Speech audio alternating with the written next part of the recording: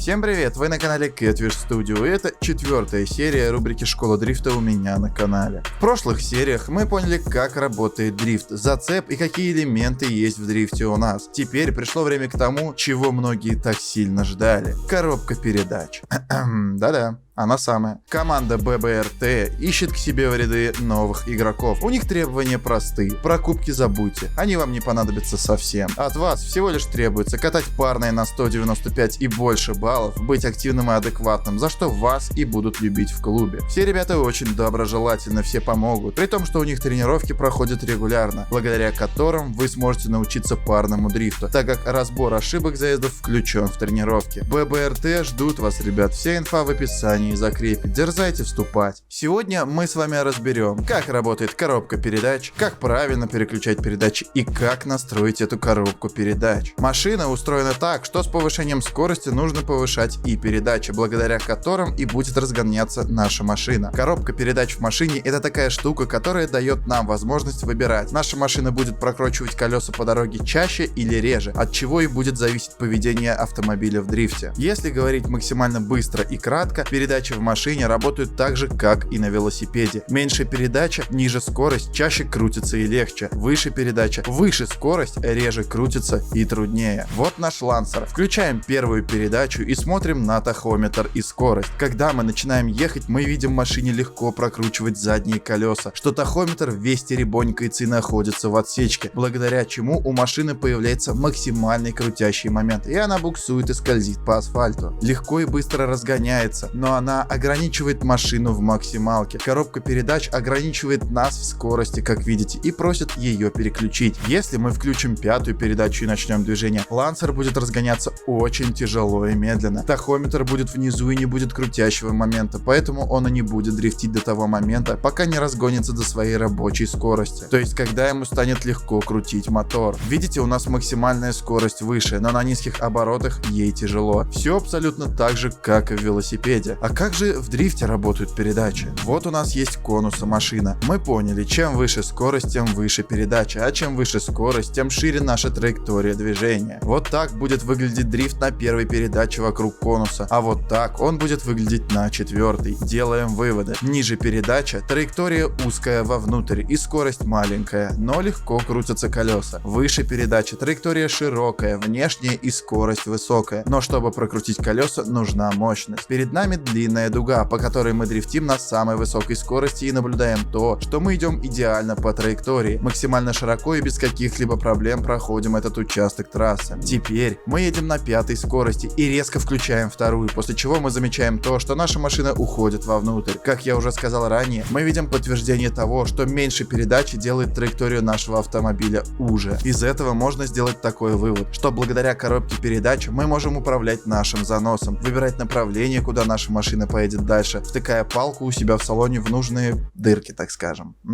Отличный пример этому трасса Сан-Полеза с турнира CarX Drift Challenge, где скоростной участок переходит в медленный. Существует дуга, по которой нужно ехать максимально широко и быстро, после которой придется зайти в поворот без коррекций и тормозов. Здесь нам и помогает наша механическая коробка передач. Когда мы едем в дуге, обратите внимание, мы едем на максимальной передаче, а в момент входа в поворот мы ее снижаем, чтобы ограничить машину в скорости и не вылететь дальше за трассу. Пройдя поворот на маленькой скорости, мы ее дальше повышаем, так как нам нужно ехать теперь по широкой дуге дальше. Из этого примера становится ясно, как проходить резкие повороты, которые из широких и скоростных переходят в медленные и узкие. Но чтобы так хорошо пользоваться коробкой передач, ее нужно правильно уметь настраивать. В игре у нас есть настройка машины, зайдя в которую при наличии тюнинга Pro Drift 3 вы сможете пошаманить над вашим автомобилем. Ну и конечно же карабасом. Здесь у нас есть какие-то полоски и циферки, которые на самом деле играют огромнейшую роль в дрифте. Да-да. Не-не-не, погодите, это не тест на беременность. Да, это настройка коробки. Первая полоска отвечает за то, как ваша тачка будет цепляться за асфальт. Чем выше число, тем машину легче распрямить, но скорость выше. Чем ниже число, машина скользкая и вялая, за что платит и скоростью. Остальные полоски, кроме последней, это придаточные числа в нашей коробке передач. Если число высокое, передача короткая. Число низкое, передача длинная. Главная пара — это это общая штука, которая делает всю вашу коробку длиннее или короче. Чем выше число, тем меньше максимальная скорость машины, но легко крутятся колеса. А легко крутятся колеса, значит делают это чаще. А чаще это означает траектория вовнутрь. Ниже число, выше максимальная скорость, машине труднее дрифтить и крутить колеса, но делает она это сильнее, а значит и траектория будет у нас шире. Короткие передачи — это когда высокие цифры и ползунок вправо ведут машину вовнутрь. Длинные передачи — это когда у нас низкие цифры и ползунок влево, на внешку. Под каждую трассу нужно настраивать коробку передач по-своему. Есть трассы длинные, где нужны длинные передачи с низкими числами, а есть короткие, где постоянные перекладки. Там нужны короткие передачи с высокими числами. Но почему так-то? А потому что, если ваша передача будет слишком длинной, как у моего Лансера сейчас, и вы резко будете ее включать, машина не сможет прокрутить колеса и дрифтовать. Она словит максимальный зацеп и просто распрямится, так как ей будет тяжело. Кстати, зацеп у нас был в прошлой серии, по подсказке вы ее можете глянуть сверху справа.